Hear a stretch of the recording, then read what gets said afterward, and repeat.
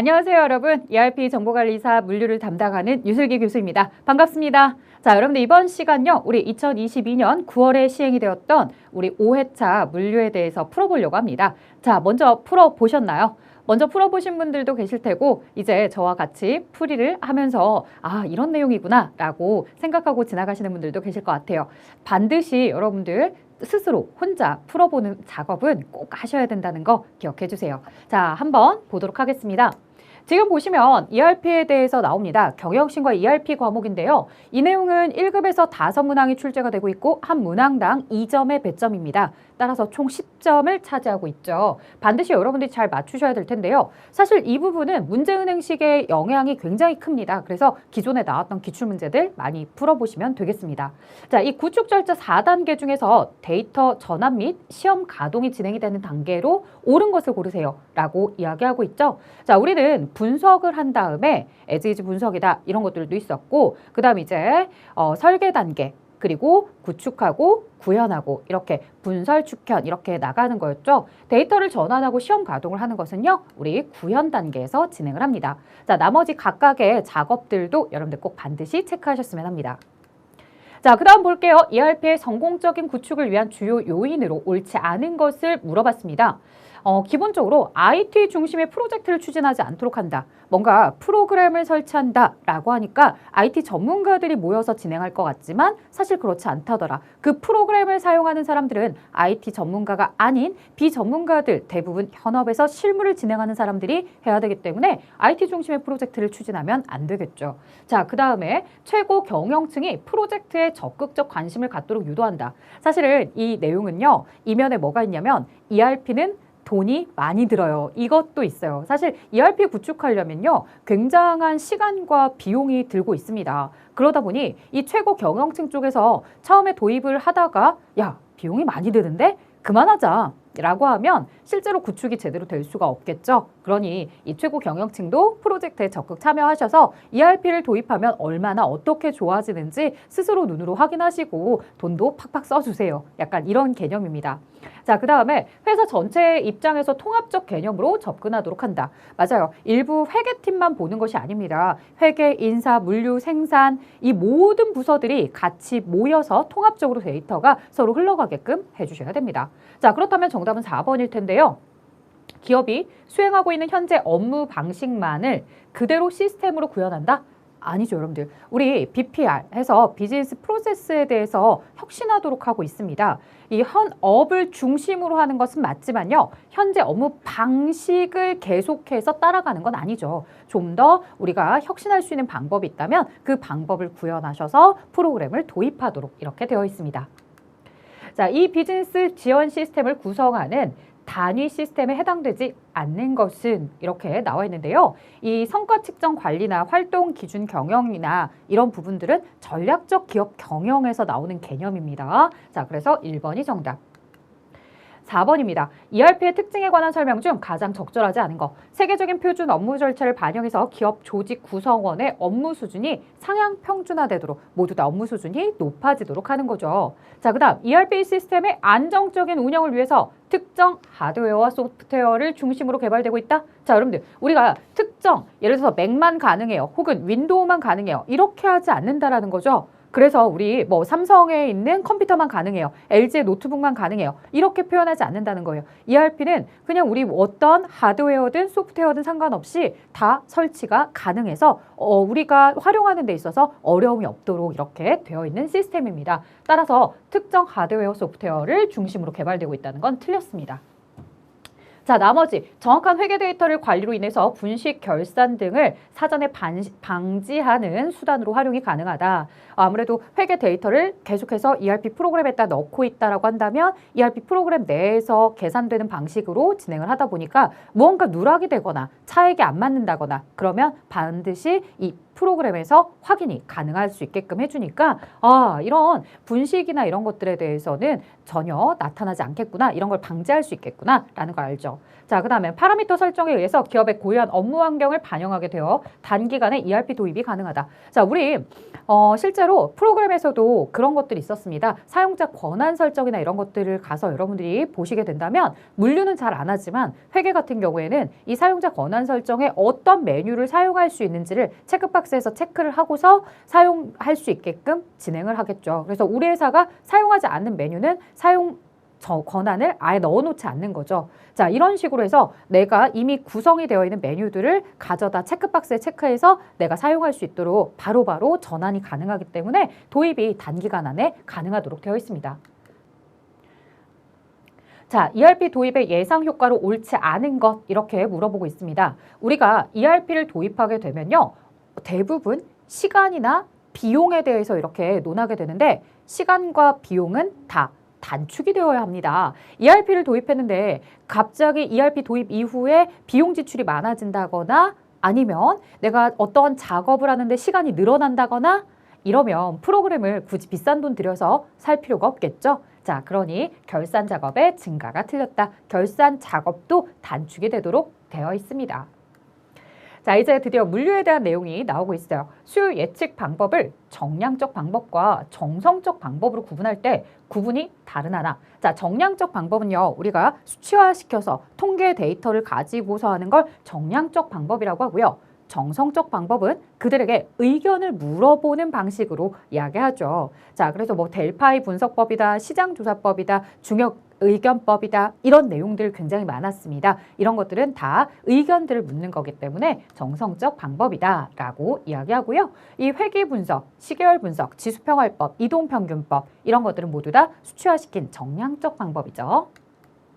자, 7번입니다. 수익성 지표를 활용하여 제품에 대한 목표 매출액을 결정하려고 합니다. 손익분기점을 이용한 목표 매출액을 산출하면 얼마인가? 자, 항상 이 손익분기점에 대한 내용이 꼭 나오는 것 같아요. 여러분들이 이 손익분기점에 대한 공식을 외우신 분들은 아마 이렇게 하실 거예요. 이 고정비 200만 원에 대해서 공원 이익률로 나누자. 공원 이익률이 얼마냐라고 했을 때 공원 이익은 500원의 판매 가격에다가 변동비 250을 차감하면 250이 공원 이익이다라고 이야기하는 거죠. 그래서 전체 판매 500원에 공원 이익 250을 이렇게 나누게 되면 50%, 0.5 이렇게 진행을 하게 되는 거죠.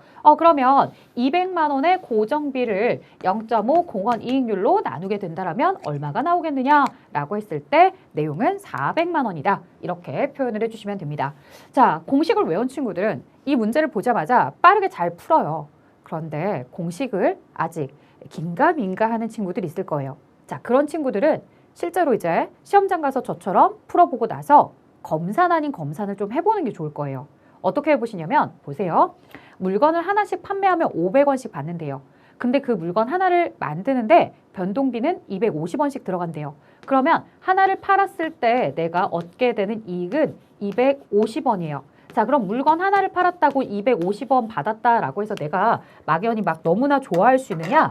그렇지 않아요. 250원 하나를 받았다라고 하더라도 이익을 얻었다 하더라도 고정비 200만 원이 있습니다. 이 200만 원에 대해서 내가 모두 다 커버를 해야지만 이익을 볼 수 있는 거죠. 그러니 200만 원 나누기 250원이다 라고 해서 나눠보시면 총 몇 개를 판매해야지 회사가 이 고정비를 커버할 수 있는지가 나옵니다. 자, 개수가 8,000개죠. 좋아요. 그러면 8,000개는 바로 뭘 의미하는 거냐면 이 8,000개는 손익분기점의 판매량입니다. 내가 하나에 500원씩 팔았을 때 250원의 변동비를 빼고 나서 남는 이익이 250원이다. 이 250원의 이익에 대해서 고정비까지 다 모든 비용을 커버 치려면 8,000개까지는 반드시 팔아야 된다. 그러니 500원의 판매 가격에 8,000개의 수량을 곱해주면 400만 원의 매출액이, 목표 매출액이 나온다더라. 이런 방식으로 여러분들이 계산을 진행하실 수도 있습니다. 자, 그 다음 계속해서 다음 내용으로 넘어가 보도록 할게요. 자, 이제 8번입니다. 판매 할당 방법 중에서 목표 매출액을 할당하는 단계에서 설정하며 판매점, 영업소 등의 영업활동을 수행하는 영역별로 목표 매출액을 할당하는 방법은 무엇입니까? 이렇게 물어봤죠. 자, 우리가 제일 첫 번째로 이 영업에 대한 거점별로 목표 매출액을 얼마나 줄 건지 이게 1단계예요. 그래서 이 내용은 영업 거점별 할당입니다. 자, 우리가 네 가지로 나누죠. 여기 나와 있는 것처럼 영업 거점별로 먼저 할당을 하는 방법도 있고, 그 다음에 이제 영업 거점별로 얼마의 목표 매출액이다라고 이렇게 딱 정해지면 각각의 김 부장은 얼마, 그 다음 박 과장은 얼마, 이런 식으로 사원 주임들 다 각각의 직급에 따라서 영업 사원별로 할당을 해줄 거예요. 너는 얼마까지의 목표 매출액을 올려라, 이런 식으로. 그래서 영업 사원별 할당이 있겠고, 그리고 이제 나름대로 지역이나 시장별로 어떻게 포지션을 잡아야 되는지, 그 다음에 상품 서비스별 할당이 있습니다. 자, 이 영업 거점별 할당에 대한 설명이었습니다. 그래서 교재에도 똑같이 설명이 되어 있기 때문에 여러분들 교재를 잘 읽어보신 분들은 어렵지 않게 답 체크하셨을 것 같아요. 자, 9번입니다. 월별 판매 계획은 연간 목표 매출액을 12등분한대요. 자, 일단은 그럼 연간 목표 매출액을 먼저 산출, 1개월당 평균 목표 매출액을 계산한 후에 순환 변동, 계절 변동, 불규칙 변동 등을 반영해서 설정을 하고 있다. 자, 주어진 정보를 이용해서 A사의 7월에 월별 판매 계획량을 물어봤습니다. 자, A사의 연간 목표 매출액이 360억이네요. 그러면 A사의 1월부터 6월 달까지 월별 판매량 계획은 평균적인 목표 매출액을 설정한다 라고 나와 있어요. 자, 일단은 우리가 360억 원에 대해서 12등분하여 라고 이야기가 나왔으니 12로 나누어 보겠습니다. 그러면 매월 얼마씩이다? 30억 원씩 매월 들어가는 거죠. 목표 매출액이. 자, 그런데 계절적 변동 요인을 고려해서 우리가 1차적으로 12등분한 다음에 이런 순환 변동, 계절 변동, 불규칙 변동, 그래서 계절적 변동 요인을 고려해서 7월에 월별 판매 계획량을 평균 목표 매출액보다 10% 높이고자 한대요. 그러면 30억 원에 대해서 플러스 10%를 더 높여라 라고 한다면 여기에 3억 원에 대한 내용이겠죠. 30억에 10%인, 그래서 33억 원이다 라고 정답을 체크하는 내용이었습니다. 풀어봤다면 여러분들이 쉽게 답을 체크할 수 있는 내용이었겠지만 처음에 지문이 워낙 길다 보니까 이 긴 지문에 압도돼서 시험장 가서 시간을 좀 많이 잡아먹는 문제였을 겁니다. 그 다음 볼게요. 10번에 A사는 연간 총 여신한도액을 설정하기 위해서 회사의 자금 조달 기간 정보를 이용하고자 한다. 주어진 정보를 토대로 자금 조달 기간을 계산해 보세요 라고 이야기합니다. 자, 자금 조달 기간, 이거는 공식으로도 알려드렸었는데요. 일단 매출 채권에 대한 회수 기간을 더해줍니다. 90일. 그 다음에 여기에다가 매입 채무 지급 기간, 반대로 부채이죠. 부채의 지급 기간은 차감. 자, 그 다음 재고 자산의 재고의 회전 기간은 더해주시면 되겠습니다. 이렇게 하게 되면은 여러분들 며칠이 나오게 되느냐라고 했을 때 며칠인가요? 자, 마이너스 60에 30. 자, 그럼 계산기 가지고 해볼게요. 90 마이너스 60 플러스 30이다 라고 하게 되면 60이 나오네요. 그래서 정답은 60일이었어요. 사실 매출액이 나와 있는데요. 이 매출액이나 이런 부분들에 대해서는 우리가 자금 매출액은 지금 여기 상황에서는 필요하지 않은 정보인 거죠. 자, 그리고 이제 자금 조달 기간을 나왔으면 자금 고정률이나 이런 것들을 365로 나누어서 계산을 하기도 합니다. 자, 일단은 여기 나와 있는 건 자금 조달을 계산해 보세요. 자금 조달 기간을 계산해 보세요 라고 이야기했기 때문에 세 가지 정보를 가지고서 기간, 날짜에 대한 내용을 가지고 계산해 주시면 됩니다. 자, 그 다음 11번입니다. 2020년 11월 5일에 거래처 A로부터 노트북 100대를 주문받았다. 예정 납기일 거래처 A에 통보하려고 할 때 가장 빠른 일자는 11월 며칠인가? 라고 되어 있습니다. 자, 그러면 우리가 날짜를 한 번씩 보도록 할게요. 11월 5일 날 날짜가 제일 첫 번째 나오고 있고요. A로부터 노트북 100대 주문을 받았어요. 그러면 11월 5일 날 100개가 갈 수 있느냐라고 했을 때 현재 재고가 70개밖에 안 되니까 100개가 없어요. 그래서 줄 수가 없는 거죠. 자, 그래서 일단 11월 5일은 안 된다. 그 다음으로 넘어갔죠. 가용 재고다 라고 해서 사용 가능한 재고가 50개밖에 없어요. 그 얘기는 11월 5일에서 6일로 넘어올 때 재고가 20개가 어디로 간 거죠. 그래서 현재 50개밖에 없다 이거예요. 자, 사용이 가능한 재고가 50개밖에 없다라고 한다면 100개에 대해서 주문이 나갈 수 있을까요? 못 나가요, 여러분들. 자, 여기서 현재고와 가용재고를 더하거나 그러시면 안 돼요. 그날을 상황을 표현한 거기 때문에 그날 상황을 보셔야 돼요. 자, 이제 11월 8일 날짜에 보겠습니다. 여기 보시면 이 11월 8일 날은 생산 완료 예정량이 40개가 들어갔어요. 자, 여기서는 좀 다르게요. 아까 현재 재고와 가용 재고는 각각 보세요 라고 했잖아요. 그런데 이 생산 완료 예정량 40개에 대해서는요. 앞에 있던 가용 재고 50개에 40개의 재고가 더해졌다. 이렇게 파악을 해주시는 거예요. 그 표현들에 따라서 각각 보아야 되는지 더해서 보아야 되는지를 잘 구분해 주세요. 자, 그런데 11월 8일까지 했다 하더라도 90개밖에 안 돼요. 그럼 여기서도 역시나 100개의 주문을 우리가 보낼 수 있어요. 이날 납기하고 출고해 드릴게요 라고 할 수가 없다는 거죠. 자, 그래서 11월 10일 날 보았습니다. 여기 현재 90개의 재고가 넘어온 상태였겠죠. 이 11월 8일 날 생산이 완료되고 나면은 이렇게 90개 있는 재고에다가 11월 10일 날 추가적으로 생산 완료 예정량이 30개 더 따라 붙습니다. 그래서 120개가 되겠죠. 120개는 100개의 주문에 대해서 오케이 할 수 있는 날짜가 됩니다. 그래서 11월 10일이 된 것입니다. 그래서 11월 며칠인가 라고 했을 때 날짜 10일이다 라고만 대답해 주시면 되는 거였어요. 에듀윌 유료 회원만의 특별한 서비스.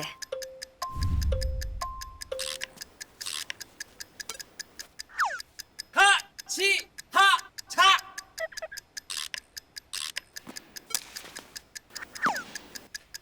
하치하차 정답! 같이 하자 친구야 에듀윌 유료 회원!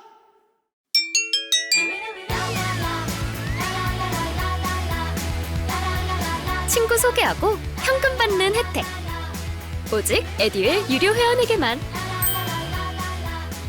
에듀윌. 자, 여러분들이 이 대답을 해주실 때 주의를 하실 거 현재고라는 표현과 가용재고라는 표현에 있어서 집계를 할 때 좀 주의를 해주셔라. 자, 다음 갑니다. 12번입니다. 주식회사 생산은 거래처 P사에 300만 원의 상품을 매출하고 보기와 같이 현금 50, 90일짜리 어음 100만 원, 120일짜리 어음 150만 원으로 회수 예정이다 라고 되어 있어요. 그럼 여러분들 이걸 가지고서 우리가 회수 기간이라는 걸 생각해 볼 수 있죠. 현금 50만 원은 곱하기 제로입니다. 왜? 현금은 이미 내가 회수가 된 거니까. 자, 그 다음에 이 100만 원에 대해서는 날짜가 90일짜리 어음, 그 다음에 150만 원에 대해서는 120일짜리 어음이죠. 이것을 전체 매출한 300만 원으로 이렇게 나눠주시는 겁니다. 자, 그러면 우리 한번 계산해 보도록 할게요. 요 현금은 제로가 되겠고요. 그 다음에 여기는 9천이 되겠고요. 그 다음에 150 곱하기 120이다 라고 하면은 18,000이 되겠네요. 자, 그럼 18,000 더하기 9,000이다 라고 했을 때 27,000. 27,000에 나누기 300이다 라고 이렇게 나누기 300으로 나눠주시면 90일이 나와요. 자, 그래서 지금 현재 회수 기간은 90일이 됩니다. 그런데 이 내용을 가지고서 90일에 대해서 90일짜리를 60일로 바꾸고 그 다음에 120일짜리 어음은 90일로 바꿀 거래요. 자, 그럼 하나하나씩 볼게요. 100만 원은 90일이 아니라 이제 60일로 바꿔보고 150만 원에 대해서는 120일이 아니라 90일로 바꿔보자 라고 해서 계산을 다시 해보시는 거죠. 자, 그러면 여기에 얼마가 되는 거예요? 6,000, 그 다음에 150에 대해서 90을 곱해볼게요. 150 곱하기 90일로 줄어들었다. 그럼 13,500. 자, 그러면 6,000 플러스 13,500은 19,500 나누기 300이다 라고 하게 되면은 65일. 자, 따라서 65일이 되네요.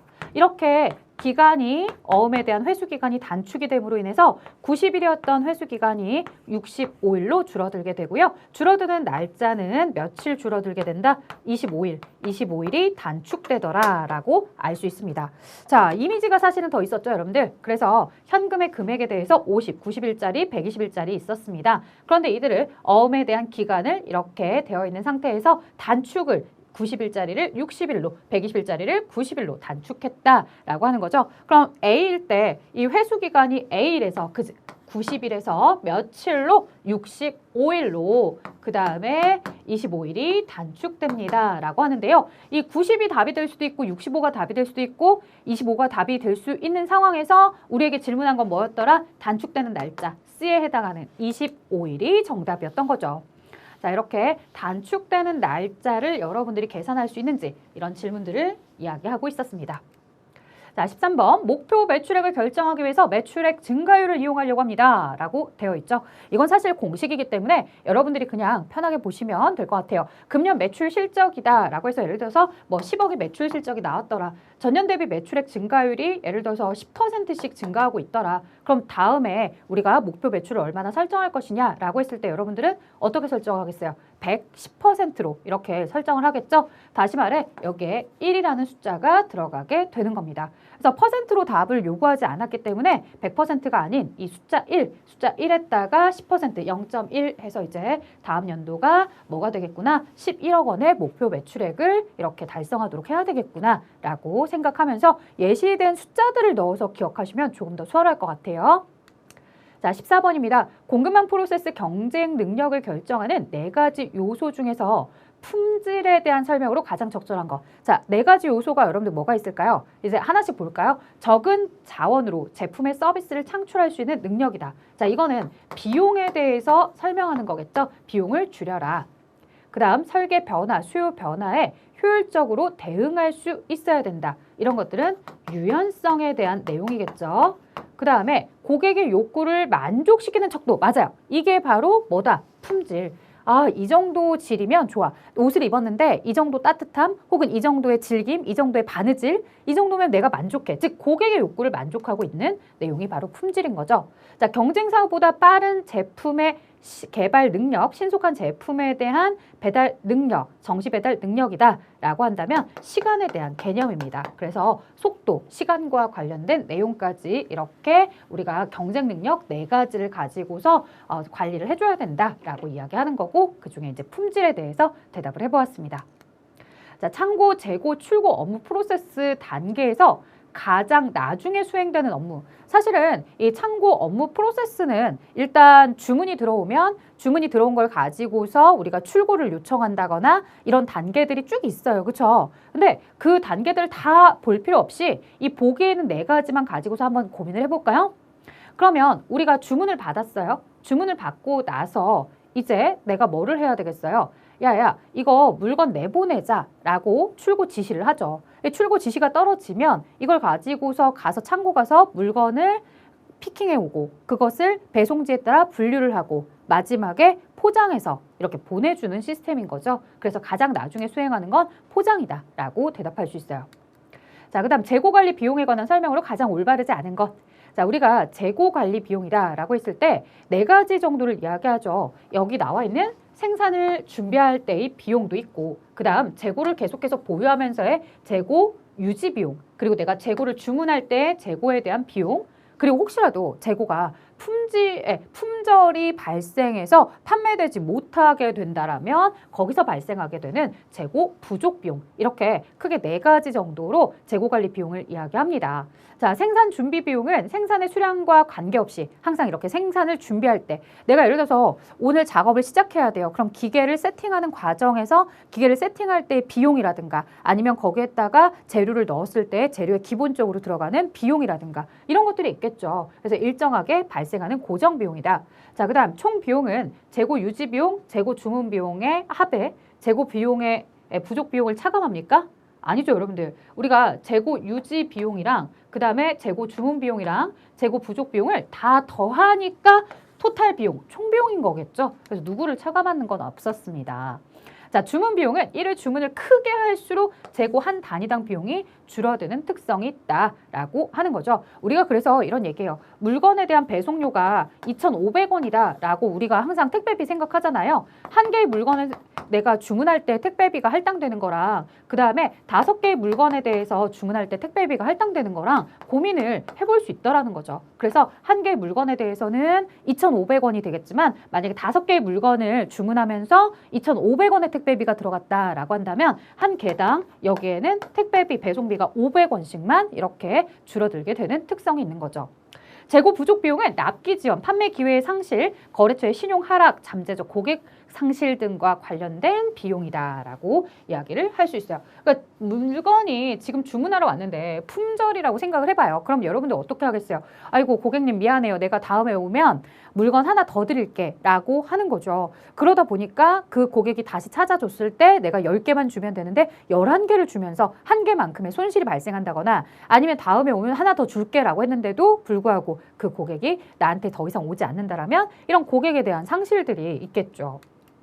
자, 17번입니다. 수배송 효율화를 위한 방법 중에서 차량 회전율을 향상시킬 거래요. 자, 차량이 최대한 많이 움직여야 되는 거예요. 향상시키기 위한 방안으로 가장 옳지 않은 것. 자, 야간 수배송이라는 게 있어요. 즉, 주간에만 차량을 돌리는 것이 아니라 2교대, 3교대 근무를 해서 야간 작업자를 두고 야간에도 계속해서 그 차량이 활용되도록 한다는 거죠. 굉장히 회전율이 좋아지겠죠. 하루에 주간에만 달리면 주간에 달릴 수 있는 시간이 8시간밖에 안 되더라. 그런데 내가 이 8시간씩 해서 3교대로 돌리겠더라 라고 한다면 야간에 대한 이런 수배송까지 진행을 하게 되면 그만큼 회전율이 더 많아지는 거죠.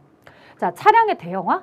여러분들 차량에 대해서 이런 차량에 대해서 작은 차량이 있는데 아주 큰 차량에다가 돌리겠대요. 그럼 여러분들 이거는요 회전율이 높아지는 걸까요? 그런 건 아니겠죠. 대량 운송을 통해서 운송비나 이런 것들을 절감할 수는 있겠지만 이걸 가지고서 뭐가 되진 않는다는 거예요. 회전율을 높이는 건 아니라는 거죠. 회전율은 몇 번, 여러 번 갈 수 있게끔 쉬지 않고 달리게끔 해주는 게 회전율인데 이렇게 대형화 시켰다고 해서 쉬지 않고 달리는 건 아닐 것이다. 자, 그 다음 통계적인 수배송은 우리가 나름대로 데이터 분석을 하는 거죠. 그래서 뭐 빅데이터 분석이다 이런 것들을 가지고서 몇 시간대 혹은 어느 지역에 어느 계절에 이렇게 많이 배송이 되더라. 그럼 그쪽으로 좀 더 많은 차량을 배치해서 차량들이 쉬지 않게끔 계속해서 우리가 하는 거겠고 그 다음 상하차의 시간 자체를 단축하게 되면은 내가 예를 들어서 상하차만 3시간씩 걸렸었더라. 근데 이제 상하차가 기계로 진행을 하게 되면서 대부분 뭐 1시간이면 된다더라. 아니면 기계가 없어도 동선 배치를 잘해서 30분이면 끝나더라 라고 한다면 그런 것들도 계속해서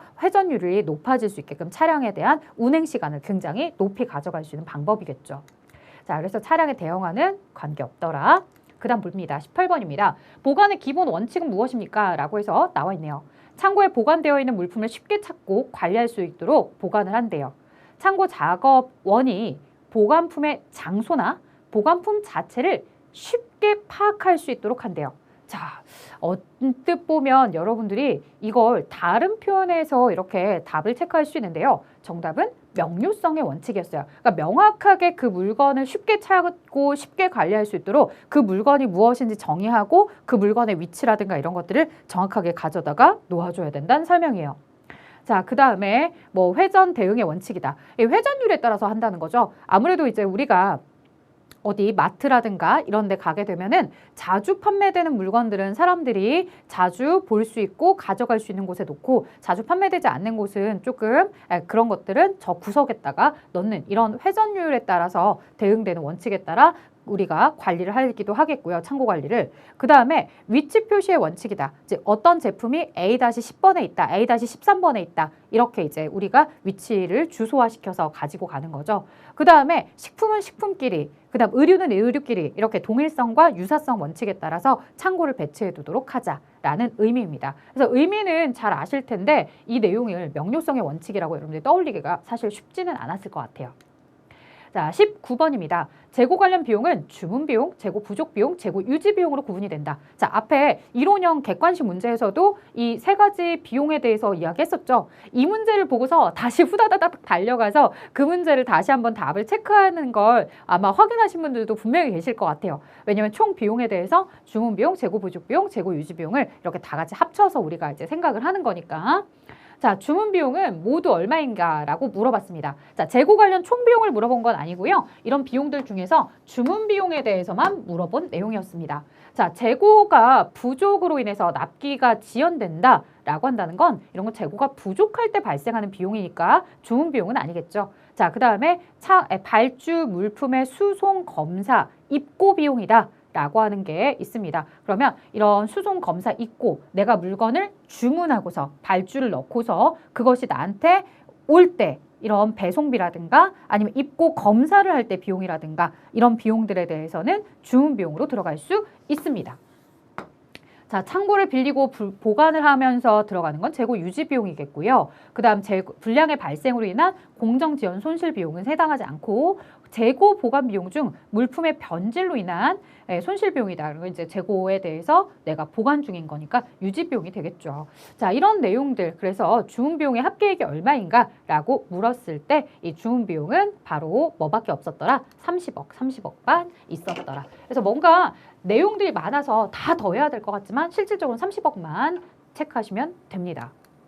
자, 그 다음 볼게요. 운송수단의 대표적인 유형은 운송량, 운임, 기후 영향, 안전성 등에 따라 구분할 수 있다. 보기는 어떤 운송수단이 갖는 장단점에 대한 설명이라고 합니다. 운송수단을 한글로 입력하세요 라고 했어요. 그러니까 영어로 입력하시면 여러분 오답 처리된다는 얘기겠죠. 자, 연속해서 대량 운송이 가능하대요. 우리가 여러분들 운송수단이다 라고 한다면 이 화물 차량, 그 다음에 또 뭐가 있어요? 선박, 그 다음 항공기, 이런 것들 있죠. 자, 그리고 또 뭐도 있느냐? 파이프라인. 그 다음에 이 정도. 이렇게 이야기를 하게 되면 철도도 있구나. 철도. 연속해서 대량 운송이 가능하다. 사실 연속하다라는 표현 때문에 이미 우리가 이것은 파이프라인에 대한 내용이다라고 체크를 할 수 있을 거예요. 그런데 대량 운송이다 라고 한다면 대량 운송은 선박이나 철도도 가능한 내용이겠죠. 그 다음에 초기 시설 투자비가 많이 든대요. 투자비는 파이프라인을 설치할 때 비용이겠고 그 다음에 용지 확보가 유리하며 유지비가 저렴하다. 그러니까 이게 지금 위로 툭 튀어나오는 게 아니고 땅으로 간다거나 아니면 툭 튀어나와도 동선이나 이런 것들에 대해서 전혀 에듀윌 유료 회원만의 남다른 서비스.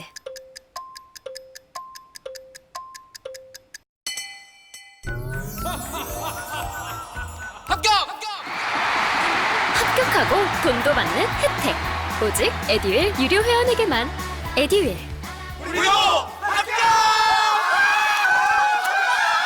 방해를 주지 않는다라고 한다면 이런 것들이 이제 유리할 수 있겠고 환경 친화적인 운송수단으로 평가가 된다. 나머지 이제 철도나 항공기, 선박 이런 것들은 아무래도 기름이 들어가야 되는데 이 파이프라인은 그냥 관을 통해서 이동만 하면 되는 거니까 친환경적인 운송수단으로 평가가 되고 있었죠. 자, 그 다음 21번입니다. 자체 생산과 구매, 즉 외주 생산을 결정을 위해서 고려사항에 대한 설명으로 가장 옳지 않은 것. 자, 생산 제품의 모델 변경이 너무 자주 일어나는 거예요. 내가 한번 장비를 세팅하면 그 세팅한 걸로 1000개든 10,000개든 생산을 해야 되는데 딸랑 10개 생산하면 다시 세팅 바꿔주세요. 이렇게 되더라는 거예요. 이런 식으로 되면 생산 제품의 모델 변경이 계속해서 이루어지면 거기에 맞춰서 대응해서 내가 계속 바꾸려면 비용이 많이 들잖아요. 차라리 이럴 때는 어떻게 하는 게 낫겠더라? 외주에 생산을 맡기는 게 낫겠더라. 그래서 정답은 죄송합니다. 그래서 일단 옳지 않은 것을 고르라고 했으니까 외주 생산이 바람직하다는 맞는 거였죠. 답을 먼저 보여드렸으니까 답 체크하고 갈게요. 제품 구성에서 주요 부품이나 중요 기술이 포함되지 않았다고요. 그러면 굳이 내가 생산을 고집할 필요 없어요. 내가 자체 생산을 반드시 해야 될 때는요. 주요 부품이라든가 중요 기술이나 이런 것들이 지금 현재 외부로 유출되면 안 되는 상황인 거예요. 이 외부로 유출되면 안 되는 상황이면 당연히 자체 생산을 해주셔야 되겠죠. 근데 그런 게 없대요. 그러면 외부에다가 그냥 맡겨버리시면 됩니다. 자, 자체 보유시설 생산 능력을 초과하는 수요에 대해서는 외주 생산을 선택해서 고객들의 주문을 최대한 받아주는 거죠. 그래서 그 고객들을 나의 고객으로 다 확보를 할 수 있게끔. 자사가 고유 기술을 보호해야 하는 경우에는 특허권을 취득할 때까지는 자체 생산을 해야지 안 그러면 외부에다가 외주 생산 맡기게 되면은 외부에 있는 업체가 그대로 베껴서 자기가 먼저 특허권을 취득하고 내가 오히려 주인인데 내가 생산하지 못하게 되는 이런 불상사가 생기기 때문에요. 법적으로 내가 어느 정도 보호를 받기 전까지는 외부에 유출하지 말고 자체 생산을 선택해 주는 거죠. 자, 22번입니다. 가격 유형에 대한 설명입니다. 자, 가격은 판매자가 자기의 판단으로 가격을 결정한대요. 자, 가격을 내가 정하는 거거든요. 근데 서로 협의해서 정하는 게 아니에요. 협정이 아니라고요. 내가 뭐 한다는 거예요? 그 소비자랑 같이 교섭합니까? 아니죠. 이런 거 아니고 그냥 내가 정하는 거예요. 가격을 정했다고요. 정가. 그래서 가격을 내가 결정한 거 정가.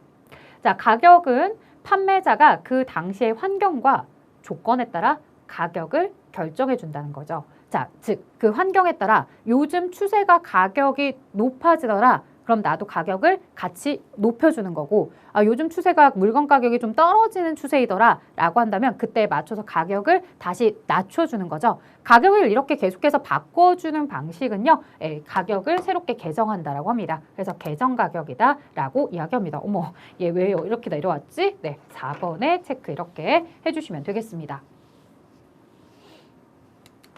자, 23번 갑니다. 구매 계약은 매매 당사자 간의 매매 의사를 합의함으로써 성립되는 법률적 행위입니다. 구매 계약에 대한 설명으로 가장 적합한 거를 물어봤어요. 자, 가장 적합한 거, 올바른 거 찾게요.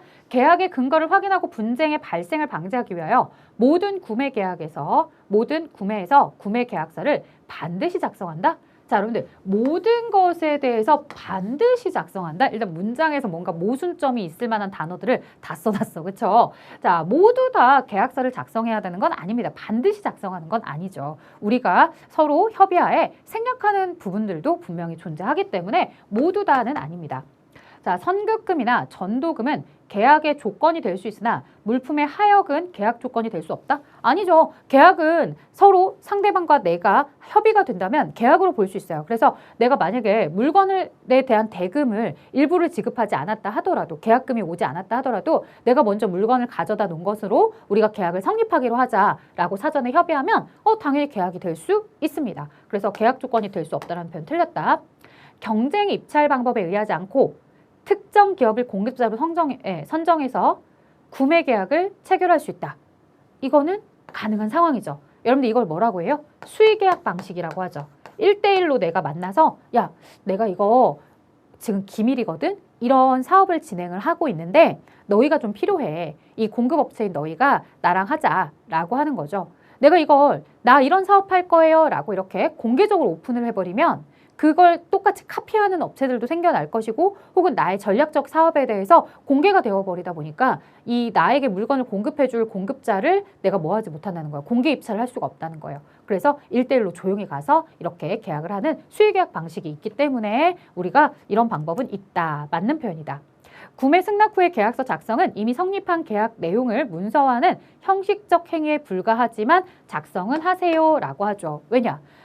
나중에 혹시라도 모를 분쟁 상황에 대해서 대비를 하시라 이겁니다. 그래서 비록 끝난 계약이라 하더라도 이미 성립한 계약이라 하더라도요. 계약서를 작성해서 가지고 있으면서 분쟁을 최소화시키자라는 것까지 이야기할 수 있습니다. 자, 24번입니다. 보기는 공급자 선정 방식에 대해서 괄호 안에 들어갈 용어입니다. 자, 대부분 이제 일반 경쟁은 모두 다 공정하게 경쟁을 하는 거겠고, 그 다음에 지명 경쟁, 제한 경쟁 이런 내용들이 있습니다. 하나하나씩 좀 볼게요. 공급자로서 적합한 자격을 갖추었다고 인정하는 다수의 특정한 참가자들을 선정해서 경쟁 입찰에 참가하도록 하는 거래요. 그 다음에 입찰 참가자의 자격을 정해주고요. 일정 자격을 갖춘 모든 대상자를 입찰에 포함시키는 방법이래요. 와, 두 가지가 딱 헷갈려요. 뭐냐면 지명 경쟁과 제한 경쟁이 헷갈리죠.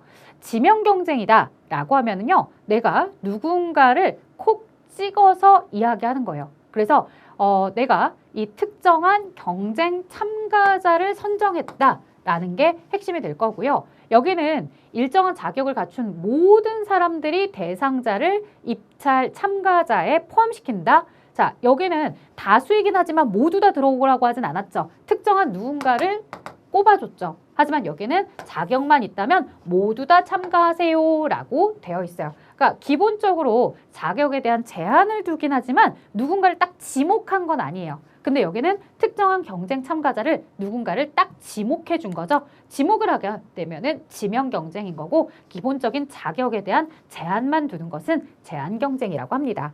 자, 이렇게 지명 경쟁과 제한 경쟁을 두고서 많이들 이제 많이 혼란스러워 하는데요. 이 두 가지 내용을 가지고서 꼭 정리 잘 하셨으면 하고요.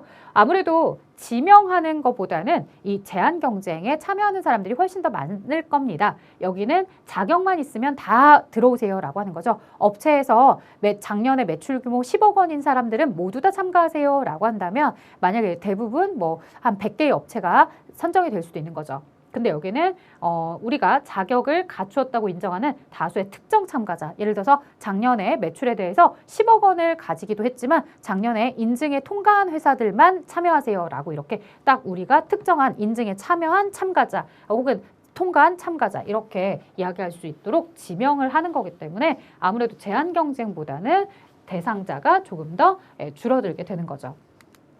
자, 그 다음에 볼게요. 이 내용은 여러분들 사실요, 7월달 기출문제를 풀어본 친구들한테는 잘못된 거 아니야? 라고 생각할 만한 문제였어요. 무슨 얘기냐면 7월달에 나왔던 거랑 똑같아요. 자, 특이기간 현금 할인이었고요. 결제 조건, 엑스트라 데이즈 엑스트라 이렇게 되어 있는데 이 추가로 날짜를 더 주는 거였죠. 그래서 거래 발생일로부터 10일 이내에 현금 지불에 대해서 4% 할인을 한다. 즉 그러면 앞쪽이 할인율이고요. 기본적으로 뒤에 날짜예요. 그래서 10일 안에 갚으면 4% 깎아줄게. 그런데 추가로 며칠 더 줄게. 30일 더 줄게. 그래서 최대 며칠이었죠? 40일이었죠. 그러면 이제 A가 4, 그 다음에 B가 10, 그 다음에 C가 30이었죠.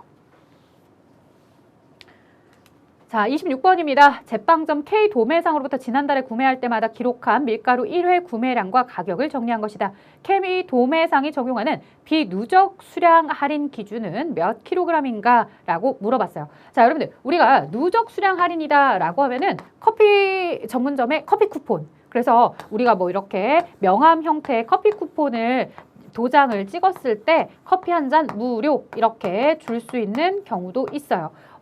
이거는요, 뭐예요? 계속해서 내가 갈 때마다 체크를 해서 8잔 혹은 10잔이 될 때까지, 12잔이 될 때까지 찍은 다음에 할인을 받는 방식인 거잖아요.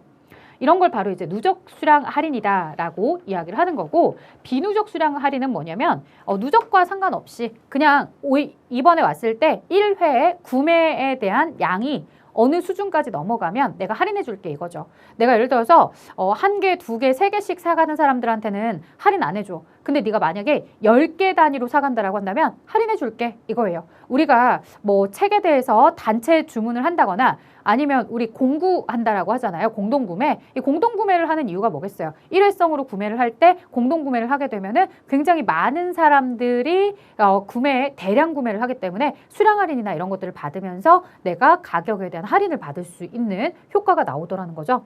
자, 그래서 비누적 수량 할인이니까요. 이제 10일 날짜부터 볼게요. 전날의 데이터는 그리 중요하지 않을 거예요. 누적되는 게 아니기 때문에. 자, 10일 날짜에 2kg을 구매했는데 구매 금액이 10,000원이었어요. 그럼 여러분들 우리가 2kg에 10,000원이다 라고 한다는 건 킬로그램당 오늘 얼마에 사온 거라는 거예요? 5,000원씩. 킬로그램당 5,000원에 해당한다. 자, 그런데 5kg을 샀을 때는 24,000원이네요. 자, 24,000원 나누기 5kg다 라고 하면 4,800원 나와요. 자, 여기는 킬로그램당 4,800이니까 뭔가 할인을 받기는 받은 것 같아요. 그쵸? 자, 그 다음에 여기 3kg는 15,000원이다 라고 해서 나와 있죠. 그러면 3kg일 때도 5,000원. 그 다음 4kg일 때 볼까요? 4kg일 때도 보시면 20,000원에 대해서 4kg다 라고 하면은 5,000원.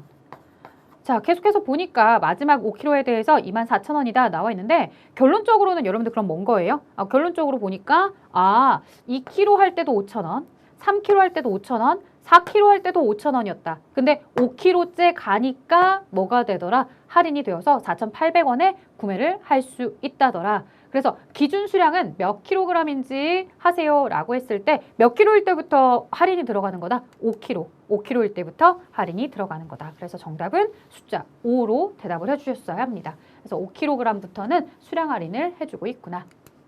자, 27번 봅니다. 무역 관련 기관 중 상공회의소, 대한무역진흥공사, 한국무역협회 등이 해당되는 기관으로서 가장 적절한 것. 자, 이런 기관들은 무역에 대해서 알선하고 조사기관이 되는 거죠.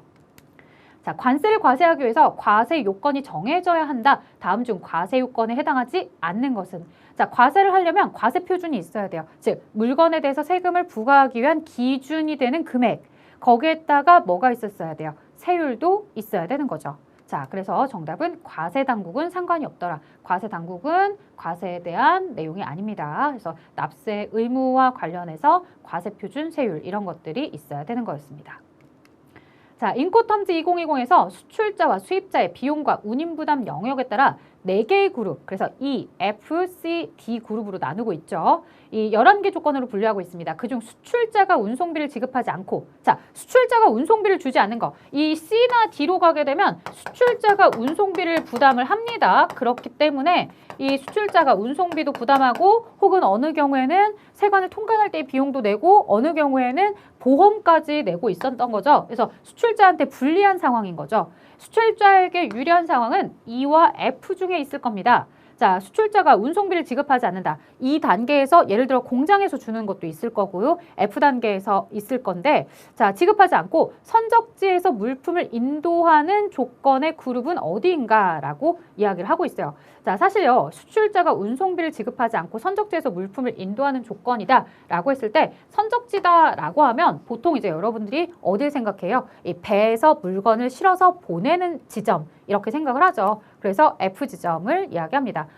사실 이 지점도 선적지에서 선적지에서 보내긴 하지만 공장에서 제공을 하는 지점이다라고 하고 운송비에 대한 언급은 나오지 않죠. 근데 F지점쯤 가게 되면 운송비에 대해서 명확하게 얘기를 합니다. 그래서 본선 인도까지만 우리가 가져다 주는 거고, 그리고 배를 타고서 해외로 그 수입자가 있는 곳까지 가는 그 과정에 대한 운송비는 수입자가 부담하세요라고 해서 이 운송비에 대한 명확한 표현을 하고 있는 것은 F지점부터 나오고 있기 때문에 F지점에 대해서 답을 쓰시면 됩니다. 자, 30번입니다. 무역 계약의 종류 중 일반 거래 조건을 협의한 후 상호 협의점에 도달했을 때 그 내용을 문서화하여 교환하는 일반적 거래 요청, 거래 조건, 협정서 이렇게 이제 물어봤어요.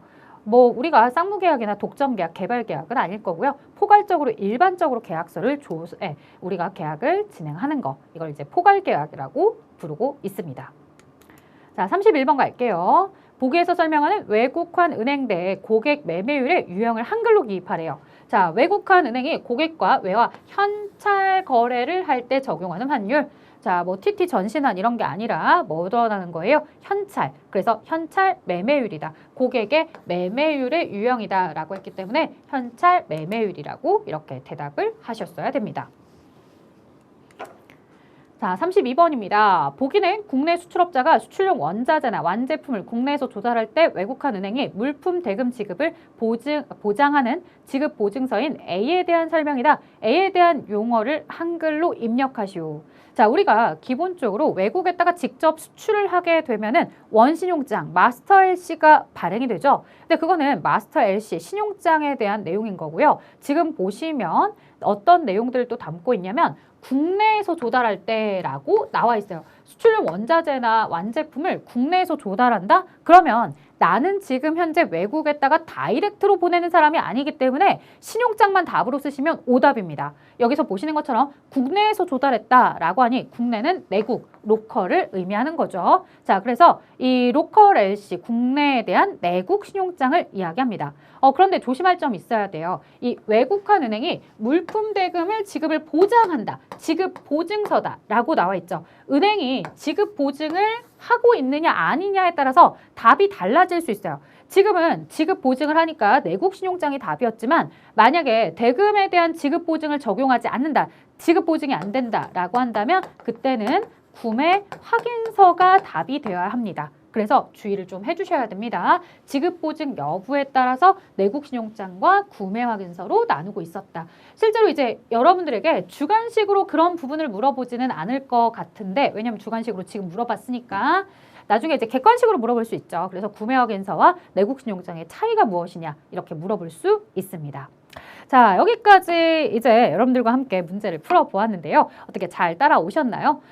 물류에 대해서 여러분들이 많이 어려워하는 건 아무래도 범위도 방대하고 암기가 거의 대부분이기 때문에 그래서 많이들 어려워하십니다. 자, 하지만 우리가 또 나왔던 기출문제들 잘 관리하고서 정리해 보시면 충분히 여러분들 시험에 자주 나오는 내용들 포인트 잘 잡으실 거라 생각하고요. 좋은 결과 있을 거라고 저는 생각합니다. 자, 저는 여기까지 진행하도록 하고요. 에듀 홈페이지에서 이제 실무 계속해서 진행하도록 하겠습니다. 수고하셨습니다.